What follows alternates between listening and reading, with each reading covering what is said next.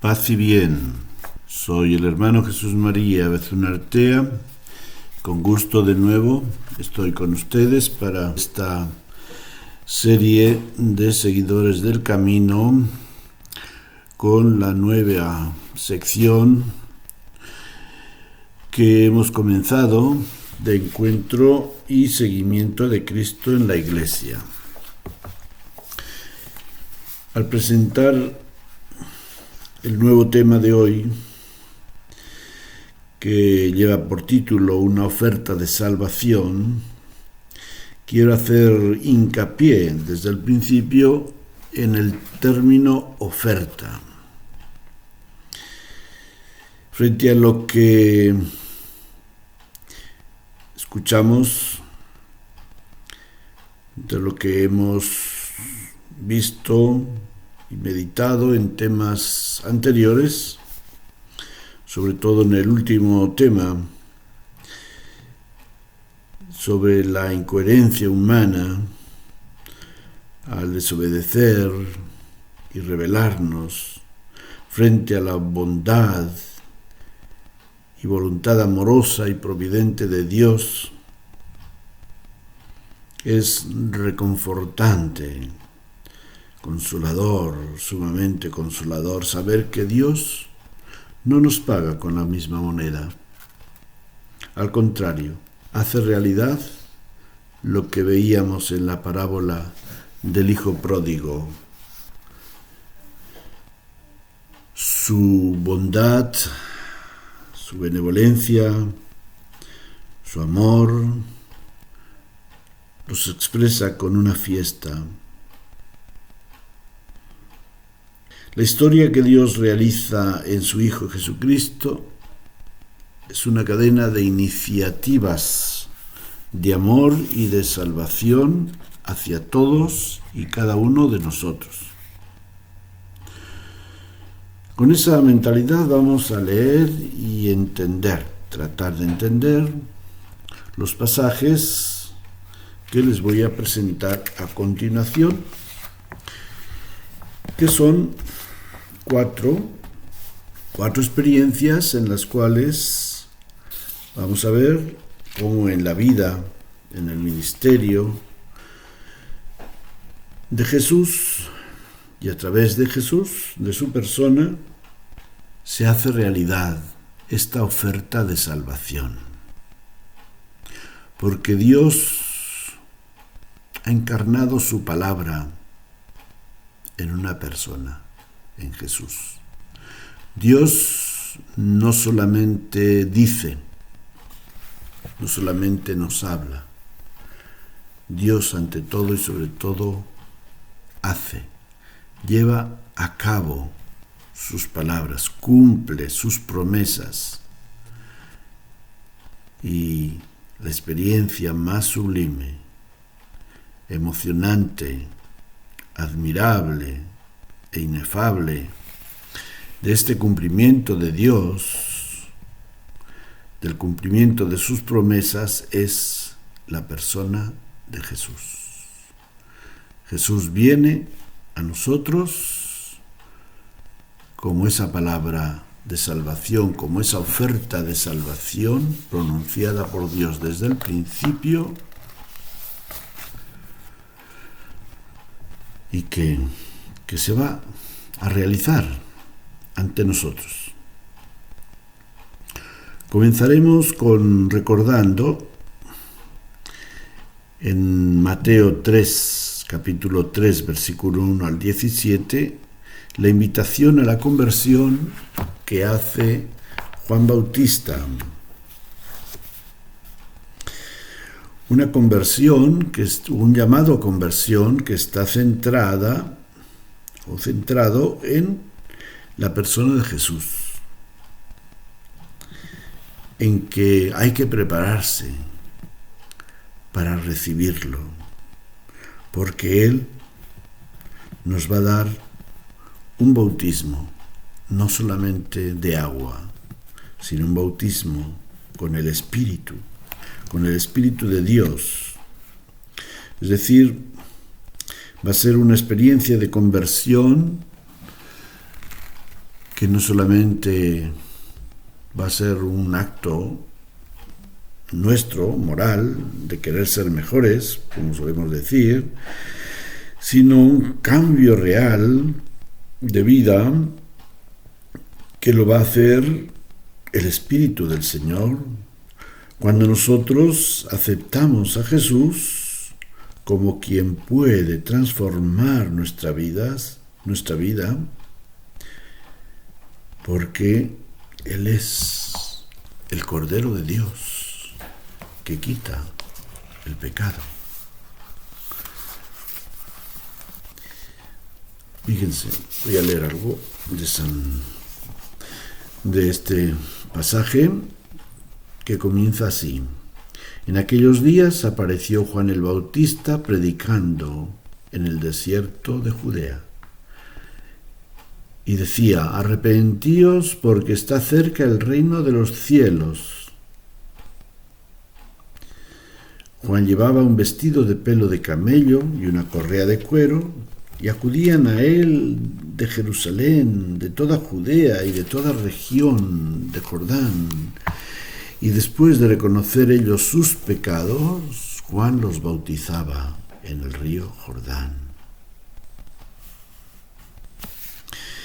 Y sigue el texto, ahora la agarra con los fariseos y saduceos que venían también a ser bautizados. Decía: raza de víboras, ¿quién os enseñó a escapar del juicio inminente? Yo os bautizo con agua para que os convirtáis, pero el que viene detrás de mí es más fuerte que yo, y yo no soy digno de quitarle las sandalias. Él os bautizará con Espíritu Santo y fuego. Entonces llegó Jesús, el mismo Jesús. Llegó desde Galilea al Jordán y se dirigió a Juan para ser bautizado por él.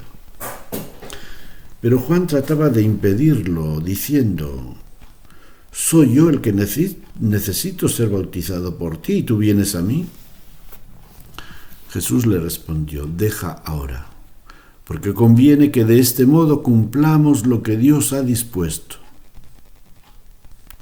Entonces Juan accedió. Nada más ser bautizado, Jesús salió del agua y mientras salía, se abrieron los cielos y vio al Espíritu de Dios que bajaba como una paloma y venía sobre él. Y una voz del cielo decía: este es mi Hijo amado, en quien me complazco. Bueno, esta es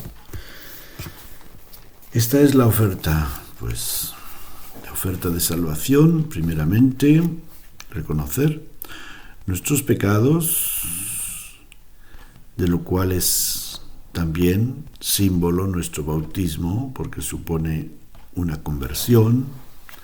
El querer abrazar una vida nueva, obviamente, supone dejar la vida pasada, la vida vieja, del hombre viejo, que es el hombre pecador. Y bueno, pues Jesucristo nos comunica su Espíritu. Una vez que nosotros hacemos esa experiencia de fe en Él, Él nos va a comunicar este Espíritu y este fuego del amor de Dios, como lo recibieron los apóstoles el día de Pentecostés. Esta es la primera experiencia de oferta de salvación, es decir, que esta salvación no va a quedar a merced de unas promesas que nosotros hagamos, sino que va a ser ratificada, garantizada por el Espíritu de Dios que se nos da cuando abrimos nuestro corazón a la misericordia, al amor de Dios, a la persona de Jesús. Y tenemos una experiencia concreta en la siguiente experiencia que vamos a ver, que es la vocación de Mateo. Mateo, el apóstol, es un hombre que estaba sentado en la oficina de impuestos al servicio de los romanos, odiado por sus compatriotas, por tanto, y Jesús pone los ojos en él y dice que se dirigió Jesús a donde estaba Mateo y le dijo: sígueme. Él se levantó y le siguió. Después estaba Jesús a la mesa en la casa y muchos publicanos y pecadores vinieron y se sentaron con él y sus discípulos. Al verlo los fariseos preguntaban a sus discípulos: ¿por qué come vuestro maestro con los publicanos y los pecadores? Jesús lo oyó y les dijo: no necesitan médico los sanos, sino los enfermos. Entended lo que significa aquello de quiero misericordia y no sacrificios. Yo no he venido a llamar a los justos, sino a los pecadores. Aquí está. Qué experiencia tan hermosa. Por una parte, el misterio de la vocación. ¿Por qué Dios te llama a ti? ¿Por qué Dios ha despertado en ti esta llama, quizá tenue, del interés por escuchar su palabra?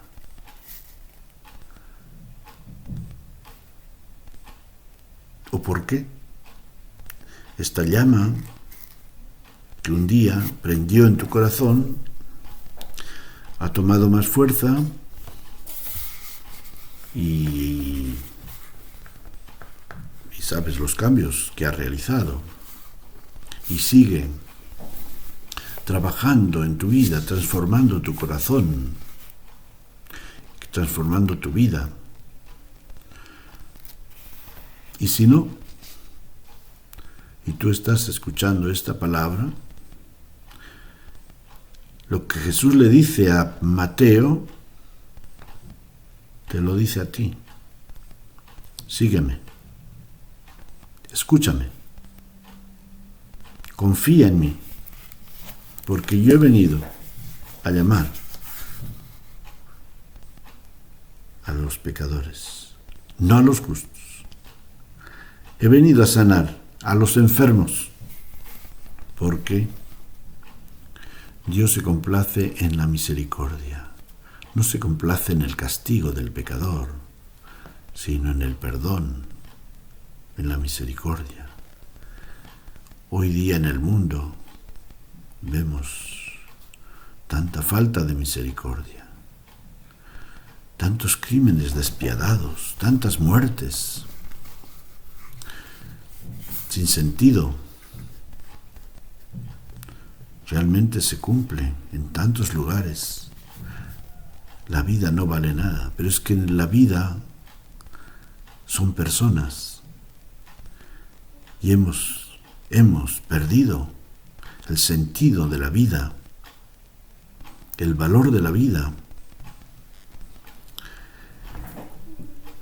el valor de las personas que son sacrificadas de tantas maneras, incluso personas que todavía no nacen y son sacrificadas en el seno de su madre. Y Dios nos dice: quiero misericordia y no sacrificios. Nadie debe pagar con su vida ningún pecado que haya cometido. ¿Por qué? Porque Dios ha permitido que su Hijo Jesucristo se haya hecho misericordia por nosotros y le ha pedido al Padre: Padre, perdónalos porque no saben lo que hacen. Y Él ha muerto ha muerto para que nosotros vivamos, para que tengamos vida. Y la muerte de Jesús es una oferta de brazos abiertos para darnos la vida en un abrazo eterno de amor, de misericordia. Tenemos después otro texto de San Lucas, vamos a ver, capítulo 7. El anterior que les he leído era de Mateo 9, 9, 13, por si lo quieren copiar. Mateo 9, 9, 13. Y ahora Lucas 7, 36, 50, donde se nos cuenta así una historia un poco larga, pero bueno, se la resumo y leeré lo último. Se trata de un tal Simón, fariseo, que invitó a Jesús a comer un día a su casa, y mientras estaban comiendo resulta que una mujer, pecadora pública, entra y se postra a los pies de Jesús y comienza a llorar a sus pies y a ungirlos con un perfume de alabastro. En un frasco de alabastro, un perfume costosísimo. Y entonces, pues, Simón comienza a pensar, este hombre no es un profeta. ¿Cómo permiten que una mujer con tal vida esté ungiendo los pies? ¿No sabe que es una pecadora despreciable? Y Jesús entonces tomó la palabra y le dijo: Simón, tengo que decirte una cosa.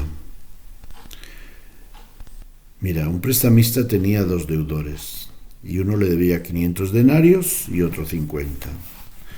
Pero como no tenían para pagarle, les perdonó la deuda a los 2. ¿Quién de ellos le amará más? Simón respondió: supongo que aquel a quien más perdonó. Y Jesús le dijo: claro. Pues mira, esta mujer entré en tu casa y no me diste agua para los pies, pero ella los ha bañado con sus lágrimas y los ha enjugado con sus cabellos. Tú no me diste el beso de paz, tampoco al llegar a tu casa, pero ella no ha cesado de besar mis pies. Ni ungiste con aceite mi cabeza, pero ella ha ungido mis pies con perfume. Por eso te digo, si da tales muestras de amor es que le han perdonado sus muchos pecados. En cambio, al que se le perdona menos, mostrará menos amor. Y así le dijo a la mujer: tus pecados quedan perdonados. Y luego: tu fe te ha salvado, vete en paz. Bueno, ¿qué les parece?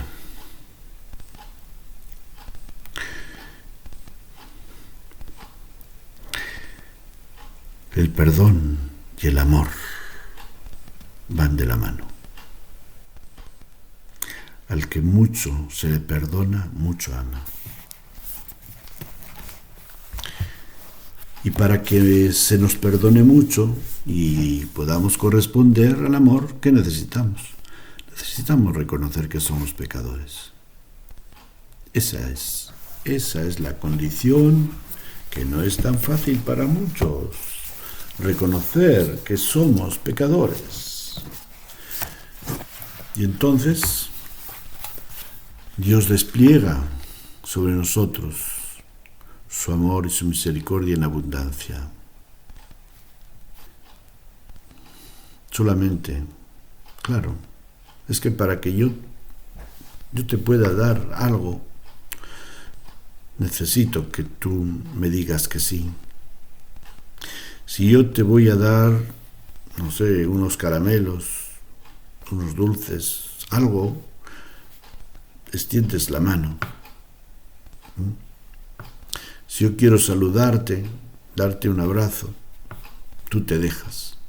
Esa es la dialéctica de esta oferta de salvación. Dios nos ofrece su misericordia, su perdón gratuitamente y solamente espera de nosotros que abramos nuestras manos, nuestro corazón y le digamos sí, sí. Tenemos luego otra experiencia hermosa, admirable, emocionante, que es de Lucas, del capítulo 19, versículo 1 al 10, que es la conversión de Zaqueo. Jesús le ofrece su amistad y no reprocha su conducta. Zaqueo se siente conmovido y da una respuesta. Seguramente que muchos de ustedes saben la historia de Zaqueo. Este hombre también era un recaudador de impuestos, jefe de recaudadores, y tiene interés en conocer a Jesús, y en una ocasión que llega a Jericó y se entera, como había mucha gente y él era pequeño de estatura, se sube a un árbol para poder ver a Jesús, a ver qué pintas tiene, qué aspecto, si le inspira confianza. ¿Y qué creen? Pues que Jesús mira hacia arriba y lo ve y... Zaqueo, ¿qué haces? Por lo visto era famoso. Hoy voy a hospedarme en tu casa. Zaqueo no da crédito a lo que está escuchando, pero en cuanto pasa Jesús, corre hacia abajo y corre a su casa para preparar la fiesta. Y bueno, pues así. Al ver esto, todos murmuraban y decían: se ha alojado en casa de un pecador. Y durante la comida, con el momento de los brindis, como solemos hacer comúnmente, pues Zaqueo se levanta y están todos son ojos a ver qué va a decir, qué brindis va a hacer. Y entonces, que le dice: Señor, la mitad de mis bienes se la voy a dar a los pobres. Y si engañé a alguno, le devolveré 4 veces más. Ahora sí que todos se quedan, que no dan crédito a lo que están escuchando, ¿verdad? Jesús escucha también con admiración. Zaqueo se sienta y entonces Jesús se levanta y se dirige a todos para decirles: hoy ha llegado la salvación a esta casa, pues también este es hijo de Abraham. Y es que el Hijo del Hombre ha venido a buscar y salvar lo que estaba perdido. Jesús no acepta la invitación de Zaqueo para echarle en cara sus crímenes, o sus latrocinios, o su conducta escandalosa, reprobable, como lo queramos poner, sino para recobrar, para salvar lo que parecía estar perdido, porque él también era hijo de Abraham. Así, esta es una oferta de salvación hecha vida en la persona de Jesús, que se acerca, que acepta la invitación de este hombre, que tiene ahí en su corazón una lucecita, una llama, quizá tenue, pero verdadera, y viene no a apagarla, sino a darle fuerza con su espíritu, con el amor de Dios. Y para concluir, tenemos a Juan 8, la historia de una mujer que va a ser apedreada, capítulo 8 de San Juan, versículo 1 al 11, una historia también muy conocida, de una mujer que va a ser apedreada porque ha sido sorprendida en adulterio. Y entonces, ¿qué pasa? La traen a Jesús, se la traen, se enteran dónde está y corren hacia él. Y Jesús no dice nada, solamente después de que ya se han calmado, la han tirado ahí de mala manera, a sus pies se dirige a todos ellos y les dice: cualquiera de vosotros que no tenga pecado puede tirarle la primera piedra. Y ya saben, nadie se atreve a tirarle la piedra que llevan en su mano. Y al oír esto, uno tras otro comenzaron a irse, hasta que se quedó Jesús solo con la mujer, que seguía ahí, tirada sobre el suelo. Jesús se inclina hacia ella y le dice: ¿dónde están los que te condenaban, los que te querían dar muerte? Nadie se atrevió a apedrearte. Y entonces Jesús le dijo: tampoco yo te condeno, mujer. Puedes irte, pero no vuelvas a pecar. Admirable, emocionante esta experiencia de Jesús hecho misericordia, amor, compasión hacia una mujer indefensa. Jesús siente en su corazón la misericordia amorosa, la compasión infinita de Dios hacia ella, precisamente porque es condenada y menospreciada por los que se creían buenos. Bueno, ¿qué significa para ti esta actitud de Jesús frente al pecador? Porque ese pecador puede ser tú, puedo ser yo. ¿Sientes la necesidad de una actitud semejante en tu propia vida? Es decir, de esta actitud de Jesús misericordioso, compasivo. ¿O la has experimentado ya en algún momento?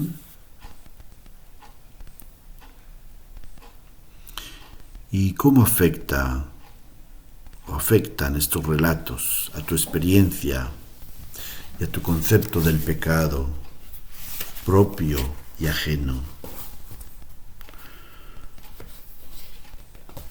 Porque el pecado ciertamente que es siempre detestable, pero vemos cómo es ocasión para que Dios despliegue sobre nosotros su misericordia.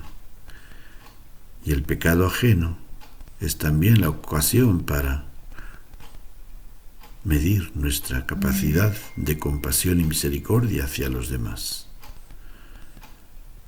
Pues ojalá que meditemos mucho con lo que creamos necesario para cada uno de nosotros, estas actitudes de Jesús, y al mismo tiempo que abrimos nuestro corazón a su oferta de salvación en la medida en que lo necesitamos, también nosotros podamos ser una oferta de salvación, de misericordia, de perdón hacia quien creamos o creemos que lo necesita de nuestra parte, porque con la medida con que midamos seremos medidos.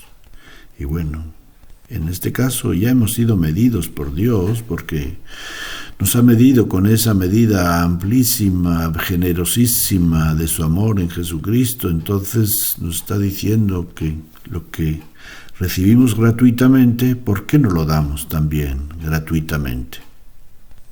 Que el Señor los ilumine y los bendiga. Paz y bien.